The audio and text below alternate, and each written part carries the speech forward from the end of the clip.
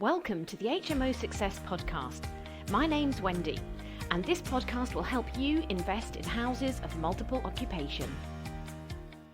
Hello, HMOs. It's great to have you here today, and I am very, very pleased to welcome our special guest today on today's live.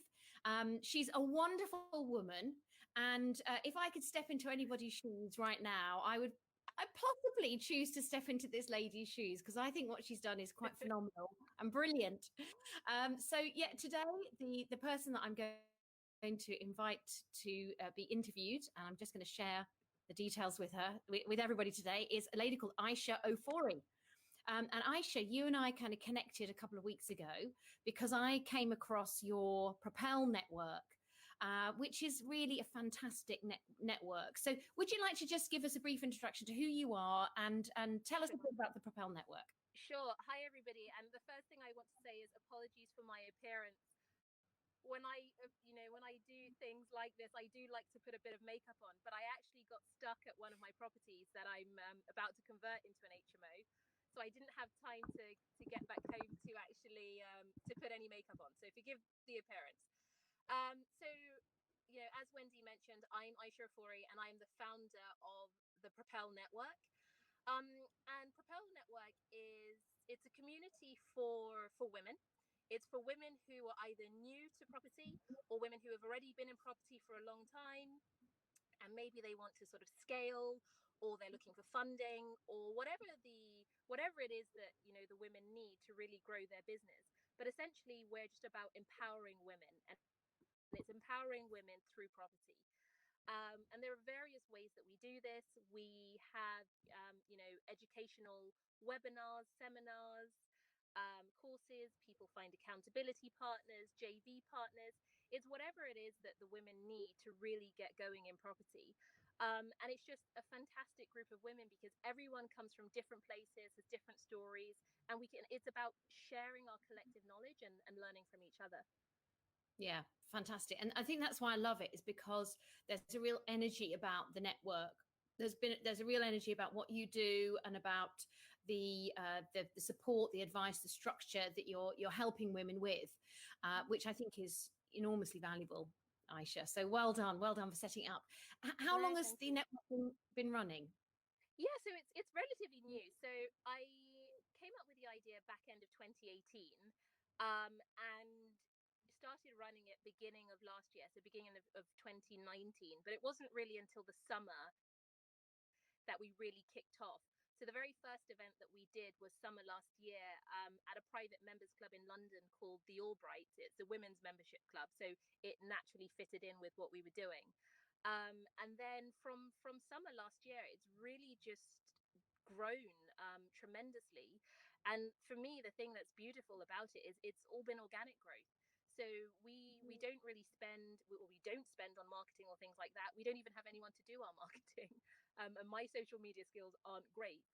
But it's really been through just word of mouth. Women coming, seeing what we do, loving it, then telling their friends, their family members, then them joining, and that's just really how the community has grown. It's very natural and just very organic.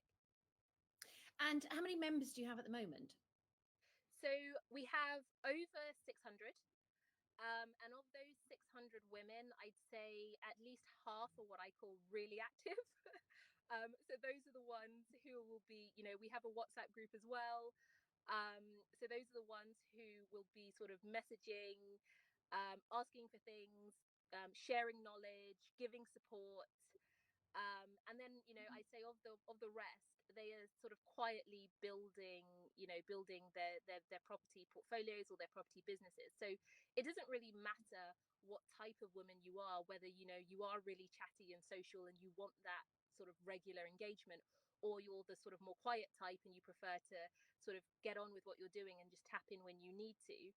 There are various different ways that women work with us and connect with us, and it's just about finding what's right for you.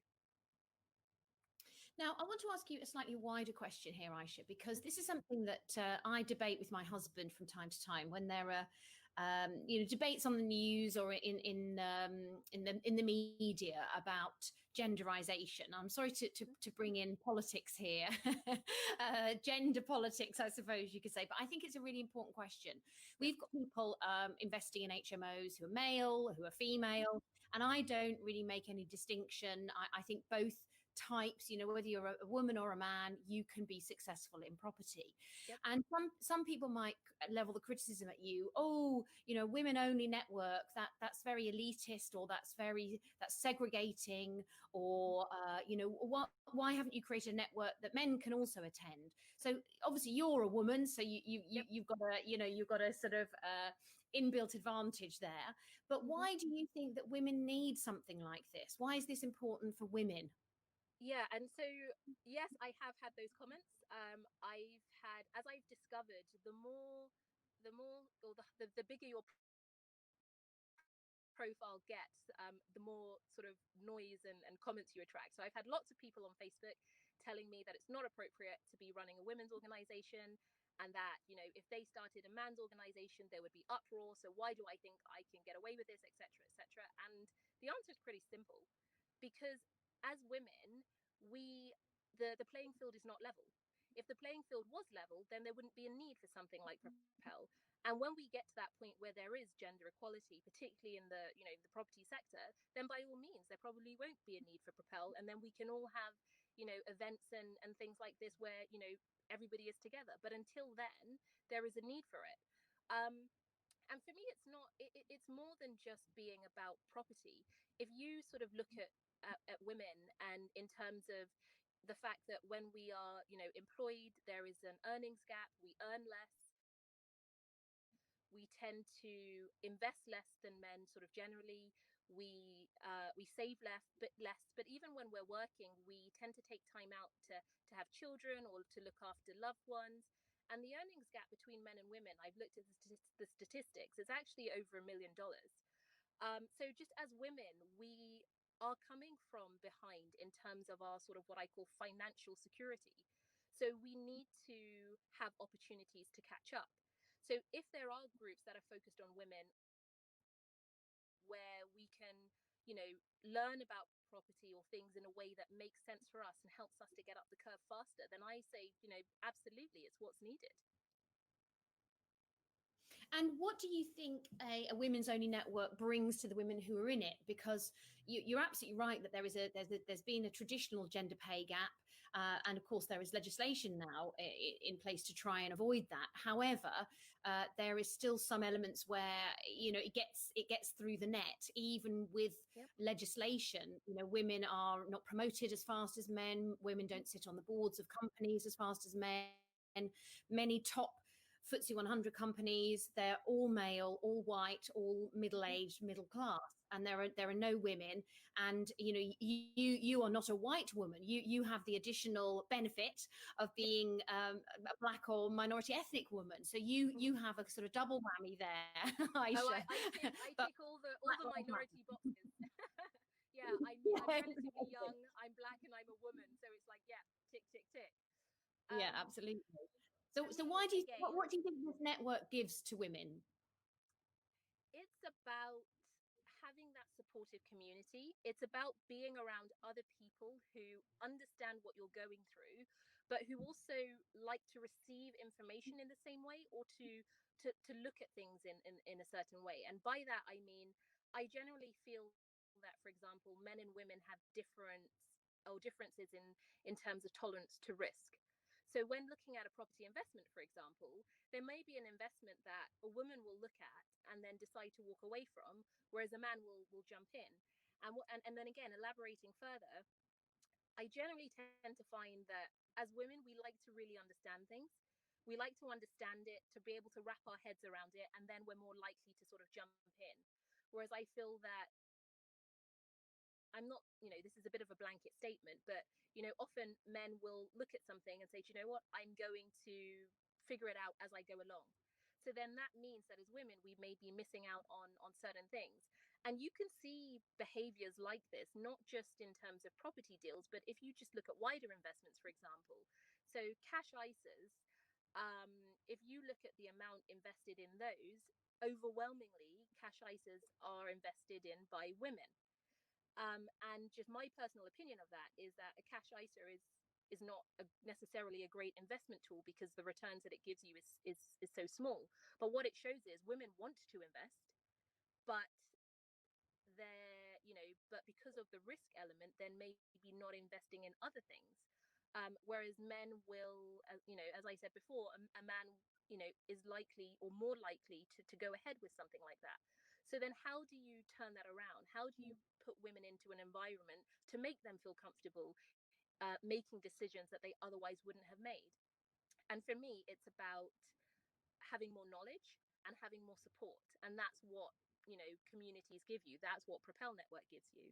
There will be other women in the community who have been where you're trying to get to, who have gone through certain types of projects. You can ask them questions, you can fill those knowledge gaps that you have, and then you can move forward with confidence. And I think that's something that women really need. And you mentioned earlier, Wendy, about women not necessarily getting promotions or pay rises and things, in a similar way to men. And again, I think that comes back to the same fundamental thing.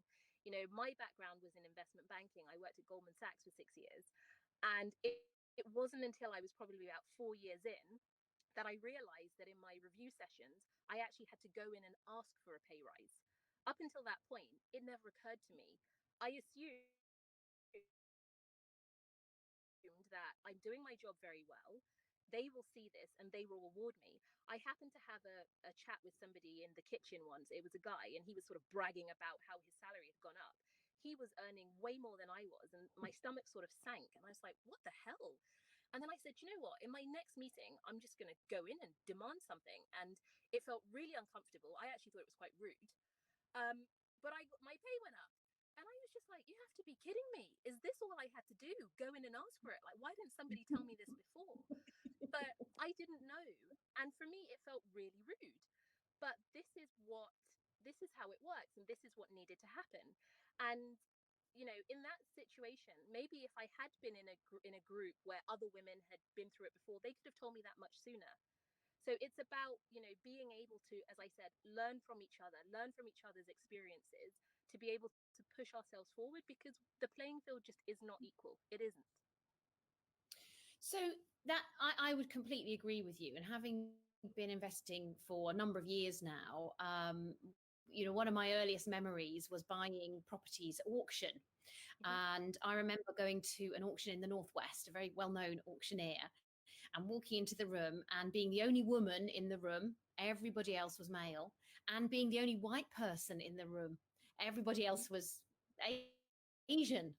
And it was a very interesting moment for me, feeling in such a minority, and it gave me a really interesting perspective into how other people must feel, who ordinarily I'm not in the minority, but in this particular instance I was. And at that time, this would be the early 2000s, there were not many women who were investing in property, certainly not visibly. Now, of course, this was before the rise of social media, before the rise of Facebook, before the rise of really email marketing. It was still very early days in terms of the internet. So this was the only way you could meet other women would be at auctions or potentially property events. But again, there were not very many of those either. But even the books that were being written, newspaper articles, they were all focusing on male entrepreneurs who had built either a property portfolio or a large, property business. Certainly, there were very few female role models in that sphere at the time. And I think that one of the things that I experienced also was the challenge of running a business alongside raising a family. And this is something which, again, isn't often discussed. The challenges that women often have, which are sometimes silent and are sometimes invisible. But we're doing this kind of behind the scenes to be able to grow our portfolio, whether that's for income or a pension or a legacy for our children.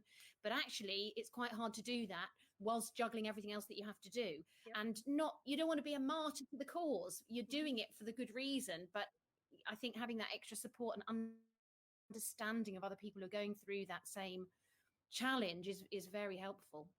Absolutely. I mean, on some of our, we at Propelle Network, we have monthly webinars where we call them honest stories. So it's about experienced women in property sharing their real experiences. Because one thing that I found is that you often hear that, oh, property is really easy. You come in, you make a lot of money, you get rich quick, anyone can do it. Don't even need any money to do it. No money down. I just things like that make me feel really uneasy. So what Honest Stories is about is it's the warts and all stories.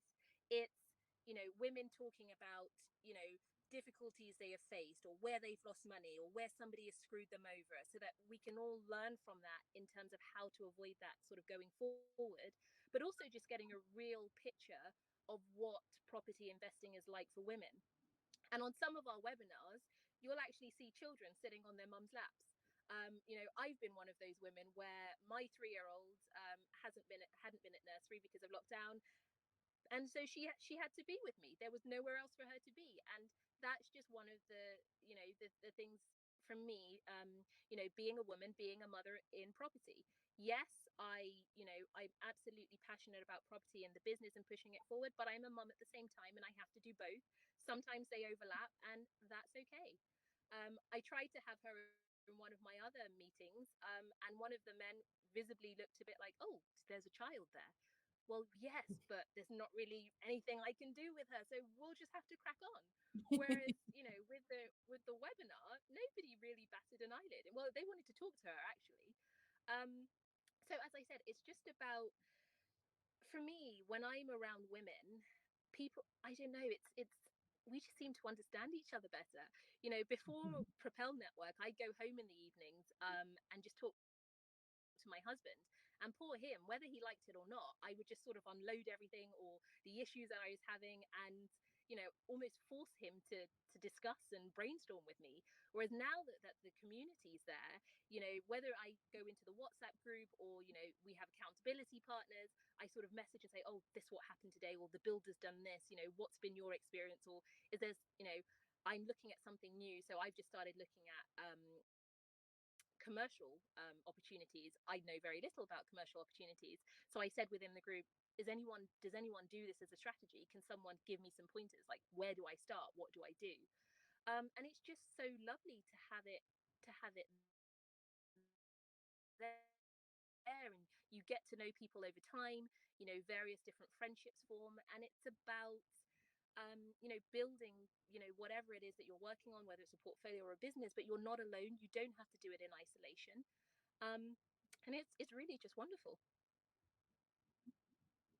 Now, Aisha, one of the things that interested me about your story when we were chatting before was your own development as a property investor and your own story. Mhm. And this, of course, is an HMO group. So we would try and bring our interviews back to the HMO Yeah. message where possible. So it'd be really interesting to get your take on your involvement with HMOs, your own experience of working with HMOs, and Mhm. what has led you back to HMOs, Yes. because I know that's happened Yep. recently. It'd be interesting to Well, hear I'm about that. literally sitting outside a house that I'm going to convert into. Well, initially it was a 7 bed, but I now think I can get 8 in. Which brings me back to what I said at the beginning, is why I look like this and why I'm sitting in my car. But my journey started out as I said, I was in investment banking. I discovered property what I feel was quite late. So this was about 8 years ago now, and I initially started investing with my husband, and we went into buy to lets. We were doing that for a while, and then I sort of said, right, how can we scale this? How can we maximize our money more and make things more efficient, increase our yield?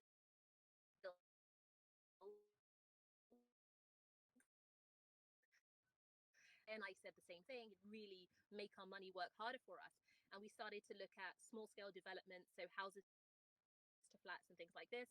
Then you can see a pattern here. I said the same thing again. And then we looked at commercial conversions, and we did a commercial conversion with a JV partner, and that was turning an office into 9 flats. And for me, I think I was a bit blinded by the sort of the shiny lights. Oh, commercial conversion, it's a really big project. Looking at the numbers you get on the back end, and you're talking about significant sums of money. And And so for me, I was like, right, I'm going to go full time property. I'm going to, leave banking. I'm going to work on commercial conversions. This is what I'm going to do. But actually, having done that project, I was like, this just is not for me. um, it was really interesting. I learned a hell of a lot.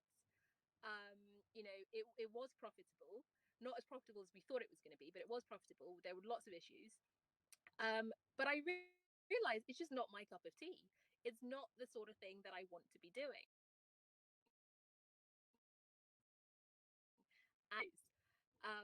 And so I came back to that. And so, had a discussion with my husband and said, look, still happy to look at commercial conversions and other things on an opportunistic basis as they come up. But that isn't where I'm going to be sort of spending my time and focusing on. I love HMOs because it's a much smaller project. I feel I can control aspects a little bit more because or my ones in particular tend to be smaller projects. You still, it's still for me a great strategy. You're still maximizing your yield. The numbers still work and make it really interesting and exciting, but it just fits with me. It fits with what I'm looking to do in property. And this is something that I always say to people: try not to chase the shiny new pennies. Yes, there's always going to be something that sounds bigger and better. It might work for that person, but it doesn't necessarily mean that it's going to work for you. And the fact that I chose to focus on HMOs instead of, building, I don't know, blocks of 20, 30, 40 apartments, but I'm focusing on, one house that I'm turning into putting in 8 rooms or 8 en suites. For me, that's still it's achievement, and it's even better because it's what I love to do and it just fits naturally with me. And I'm happy that I came to that realization. It would have been great if I came to it sooner, but everybody has their own path to follow. It's just about ending up on the strategy that fits in with your goals, your expectations, and more importantly, just what you like to do. If you're not enjoying it, then for me, I'd say sort of, why are you doing it? One of the beauties of property is about having that flexibility. You can choose what you want to do. So if it's not fun and you're not enjoying it, then I'd say maybe look for something else. That's great advice. Absolutely great advice. I think that the beauty for me about HMOs is the fact that you get 5 or 6 or 7 streams of income from one property. Mm-hmm. And while we can muse on some of the challenges that HMOs bring, because you have 5, 6, or 7 more tenants than you would with a single buy to let, I have personally found it to be, even in the most difficult times, still the most cash flowing strategy, the one that brings the highest yield, the longest term return. The best return over the longest period of time. And coupled with capital growth, which we have seen, even in the north, we've seen some capital growth, which normally has been sort of attributed to the south of the UK, but actually in the north we're seeing capital growth now as well. There's no doubt in my mind that for me, I would agree with you, Ayesha, that there are other strategies, and we do other strategies. We've got commercial buildings, we've got a pub that we run. Well, we don't personally run it, but we own it in Stoke-on-Trent, and it runs as a pub. It's a live, real beer serving pub. You have to wipe your feet as you go out, but it's still a pub. And we've done commercial conversions. We've got experience in other sectors, but for me, HMOs have been the bread and butter that gave me what I wanted, which was financial freedom, Mm-hmm. the ability to leave my job, the ability for my husband to leave his job, and to develop a business that we could run practically hands free. So we can travel the world. We've got systems that enable us to do this hands free, and we have a team that runs the business for us. And that just simply, without having maybe 50 buy to lets, I just wouldn't have been able to do that with buy to lets because the income would not be high enough. So, like you, I've got a great fondness, affiliation, and love for HMOs, even though sometimes I do tear my hair out with them as well. But I think But they work, and I think yeah, it's about so everything is going to have, stresses, issues, things that go wrong. There's nothing. I think very rarely in life do you have situations that things always go completely to plan. But it's depending on what your property strategy is, the issues and those stresses are very, very different. For me, the stresses and the things that come up with HMOs are the ones that I actually don't mind dealing with, or they're still frustrating, but it's okay. With the commercial conversion, I mean, those issues, just because it's a bigger project, because they matter, or they're just much bigger, and you actually deal with them in a different way. So for me, the HMOs, it just really suits everything about my personality, what I like to do. What are the issues that potentially come up? Yes, you are dealing with a lot more tenants, but actually, I really like the people aspect of it as well. So as I said, it's about thinking about all of the things that are involved in the strategy and matching those to your personality, what you like doing as a person. Even if you don't like necessarily doing part of it yourself, maybe that's going to be something that you can outsource. But it's just about making it fit in and work for you. And when I left full-time employment, one of the things that I was looking for, I said, whatever I do, it needs to be fun. I want to wake up in the morning and want to do it. And it took me a while to get there, but I'm absolutely in that place now. So I spend most of my time on Propelle. I do a few other things as well as building my portfolio, but I've managed to create that lifestyle that I wanted. And if somebody had said to me all those years ago, as I was sitting on the train, going into the city to go to work, that one day you're going to wake me. I'm not a morning person usually.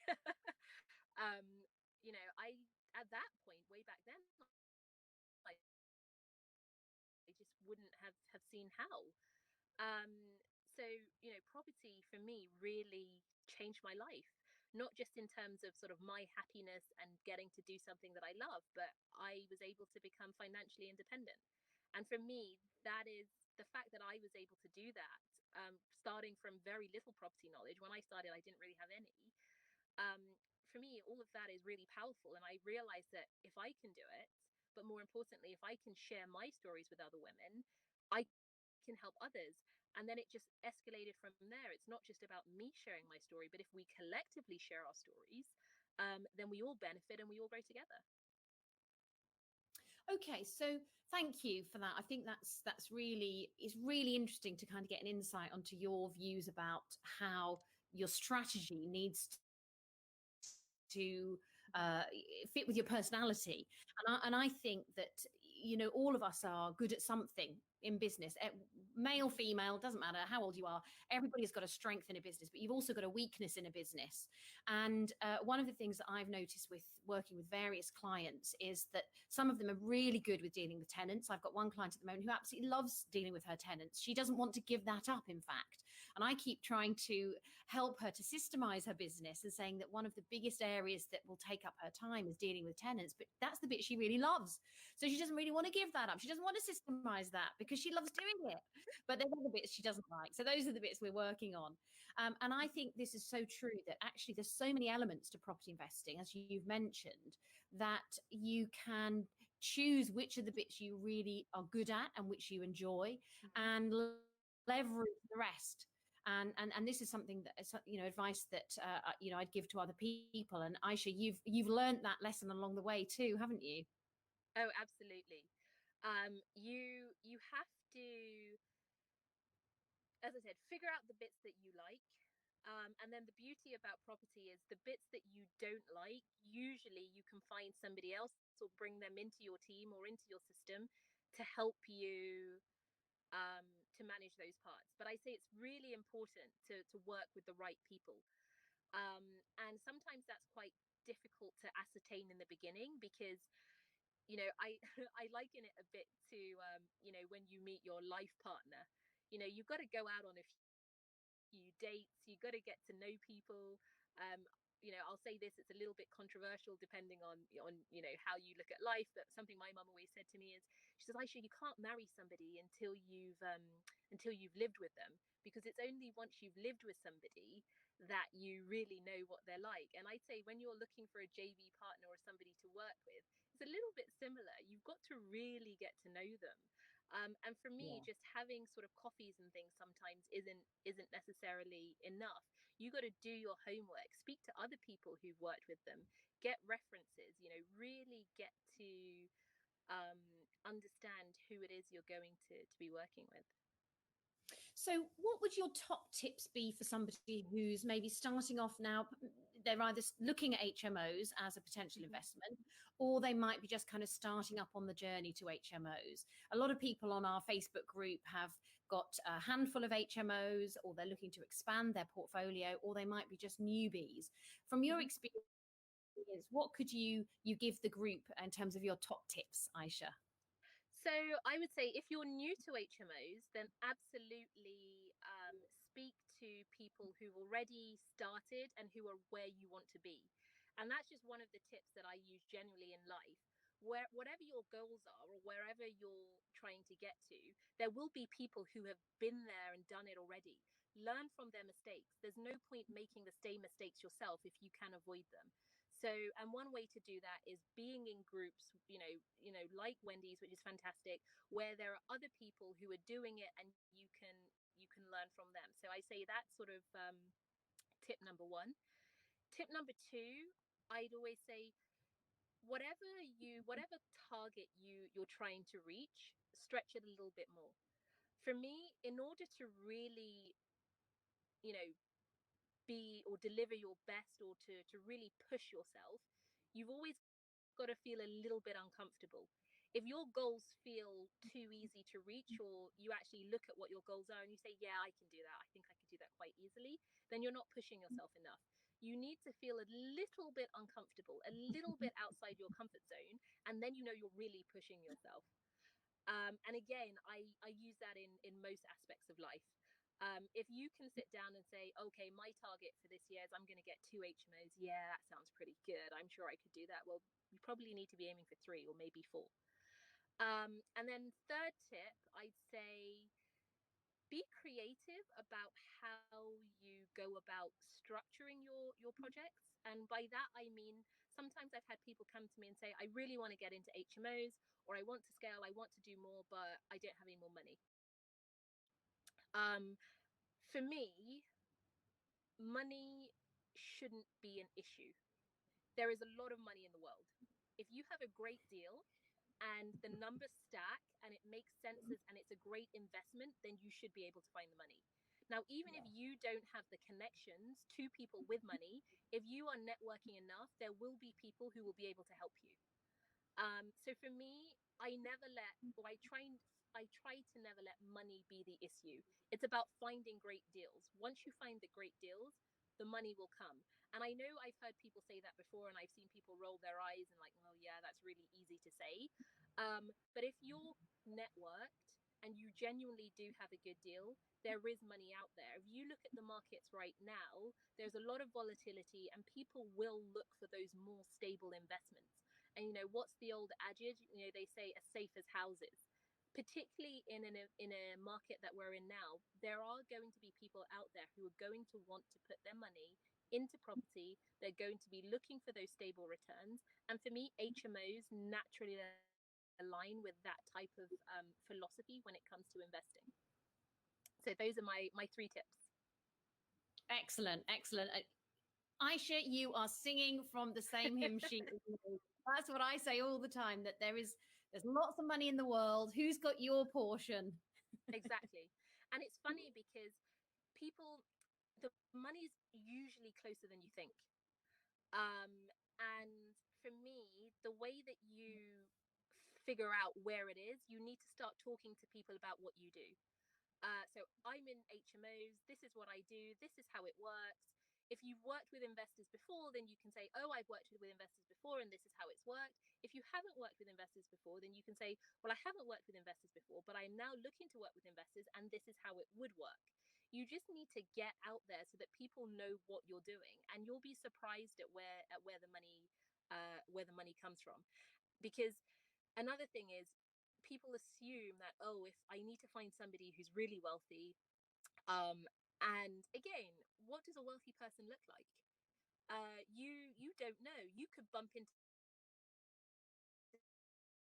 somebody somewhere randomly, and they might have the money you need, but you may make stereotypes and say, oh well, this person doesn't look wealthy, so I'm not even going to bother telling them what I do, and you may have missed an opportunity. So I say, tell everyone what you do, because you don't know where that money is going to come from.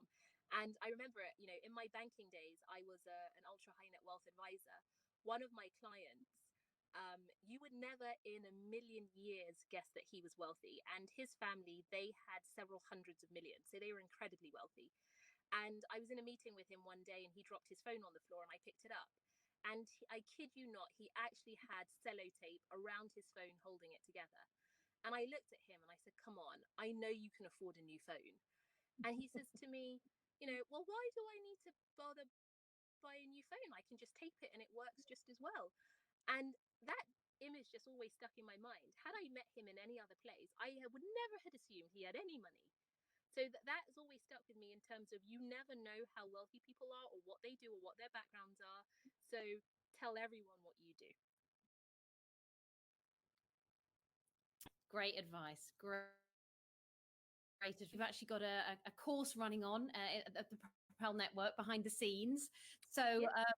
I'm going to wrap up in a moment. But just before we finish, we're really helpful. We can put some links underneath the video.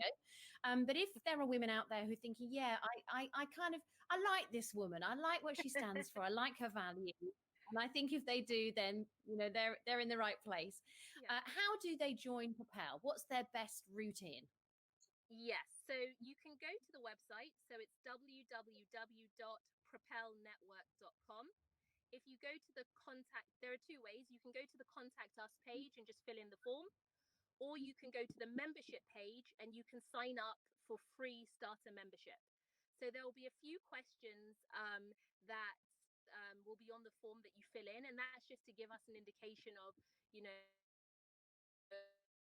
a bit about you, what it is that you're trying to achieve through property. That then comes through to the team, and then we'll reach out to you and we'll get in touch, and we'll share the various different events and opportunities and things that we do with the women. And so it doesn't matter what your background is, it doesn't matter how much money you have or you don't have. There are various different ways that you can get involved with the community. There are free elements to what we have, because for me, it's really important that we can help everybody. And not everybody has money to be able to pay for courses or things like this. So for us, it was about putting together a community where everybody can benefit, regardless of what your personal circumstances are.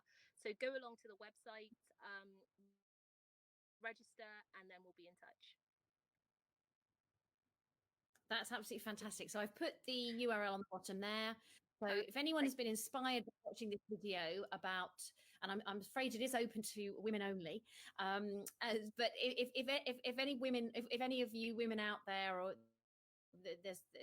if you're sitting there thinking, yeah, I've got to juggle all these different things, childcare, children, husbands, job, etc., and you'd like that extra support, that guidance, that advice, and the education.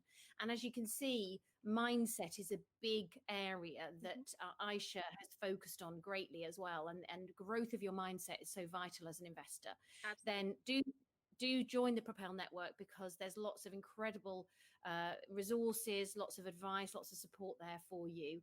And I know that I've met Ayesha and her team, and they're a wonderful group of people who are determined, visionary, and very successful. Thank you so much.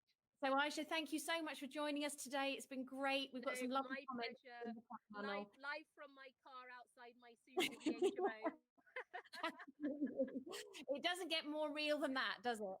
Exactly. So here's an honest story. This is how glamorous my life is. Absolutely, absolutely. Great. Well, listen, Ayesha, we shall let you get back to your course today. Thank you so much for Thank you. taking time out of your No, journey and my your absolute visit pleasure. today. Thank you for having me, Wendy. You're welcome. See you very soon. Bye. Bye.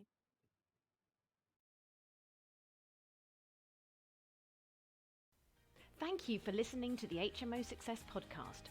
If you'd like to know more about how you can create a profitable HMO business, please visit our website, hmosuccess.co.uk, to find out more. We have plenty of free tools and information for you there, and also on our Facebook group, The Ultimate HMO Success System. We look forward to connecting with you very soon. Thanks for listening.